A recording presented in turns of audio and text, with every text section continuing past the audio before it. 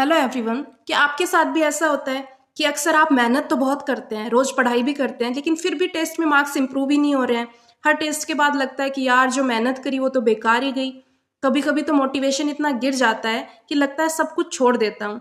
लेकिन सच ये है कि प्रॉब्लम आपकी मेहनत में नहीं है, बल्कि आपके पढ़ाई करने के तरीके में है। तो चलो समझते हैं कि असली प्रॉब्लम्स आखिर है क्या। सबसे पहली चीज होती है लैक ऑफ डायरेक्शन, मतलब बिना किसी प्लान के आपने बस पढ़ना ही शुरू कर दिया है।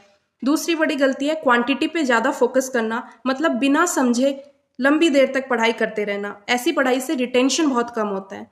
तीसरी बात, अपनी गलतियों से सीखना बहुत जरूरी है। बहुत से स्टूडेंट ऐसे होते हैं जो टेस्ट देने के बाद उसका एनालिसिस नहीं करते हैं, जिससे उनको पता ही नहीं चलता है कि उन्होंने क्या गलतियां की थी। देन वीक एरियाज को इग्नोर करना। वीक एरियाज को इग्नोर करने से आप सेम एरर्स को बार बार रिपीट करते रहते हैं हर टेस्ट के अंदर। तो अब मैं आपको बताती हूँ कि आप अपनी पढ़ाई को कैसे स्मार्ट बना सकते हैं, जिससे आपके मार्क्स इंप्रूव करेंगे। सबसे पहला तरीका है अपने टेस्ट का एनालिसिस करना।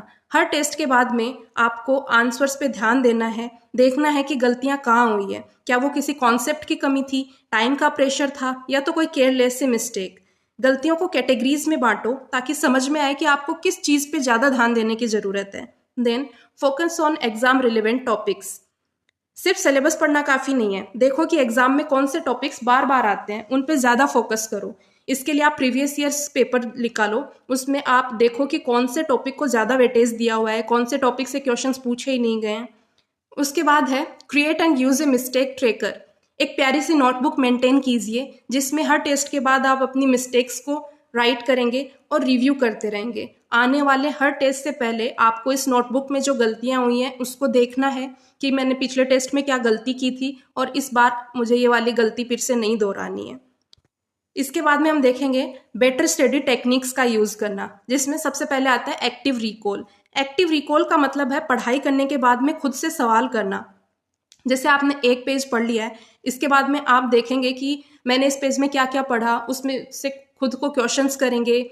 किसी चीज़ पे आप अपने आप को समझाओ कि मैंने इसमें क्या पढ़ा है, या इस तरीके से उसको डिस्क्राइब करो जैसे आप दूसरे को डिस्क्राइब करना चाह रहे हो। फ्लैश कार्ड्स का यूज़ करो। देन दूसरी टेक्निक है स्पेस्ड रिपीटेशन। टॉपिक्स को एक इंटरवल के साथ रिवाइज करते रहिए। हमारा दिमाग ऐसे ही काम करता है, एक बार पढ़ लेने से हमें बिल्कुल पूरा याद नहीं होता, उस चीज़ को बार बार रिवाइज करने की ज़रूरत होती है। इसके लिए एक टेक्निक होती है जिसमें आपको हर टॉपिक को रिवाइज करने के लिए first, third, seventh and 15 day पे उसको फिर से पढ़ना होता है। इससे आपकी माइंड की कैपेसिटी बढ़ती है और आपको वो अच्छे से टॉपिक याद रहता है। Then track progress weekly. अपने वीकली प्लान्स बनाओ और उसको छोटे छोटे डेली बेसिस पे वीक टारगेट्स में उसको कन्वर्ट करो, और फिर देखते रहो कि क्या मेरा इम्प्रूवमेंट हो रहा है या नहीं, क्या मेरी स्ट्रेटजी सही है या नहीं। एक पेज में अपने टेस्ट के रिजल्ट्स भी नोट करते रहिए, देखते रहिए कि कौन से टेस्ट में मार्क्स इंप्रूव हो रहे हैं, कौन से टेस्ट में मार्क्स कम हो रहे हैं। जिस टेस्ट के अंदर आपके मार्क्स कम आए हैं उसका अच्छे से देखो कि क्यों मार्क्स कम आए, क्या पेपर ही हार्ड था या कुछ नए टाइप के क्वेश्चंस पूछ लिए गए थे। जब आप ये सब स्टेप्स फॉलो करेंगे ना, तो आपको धीरे धीरे फर्क महसूस होगा। ये सब करने से सबसे पहले आपके मार्क्स इंप्रूव होने लगेंगे, लेकिन बस आपको रेगुलर और कंसिस्टेंट रहने की जरूरत है। आपको एक क्लियर आइडिया मिलेगा कि आपको क्या पढ़ना है और क्यों पढ़ना है। इसका मतलब आपकी पढ़ाई फोकस्ड हो जाएगी और आप इररिलेवेंट टॉपिक्स पढ़ने से बचेंगे।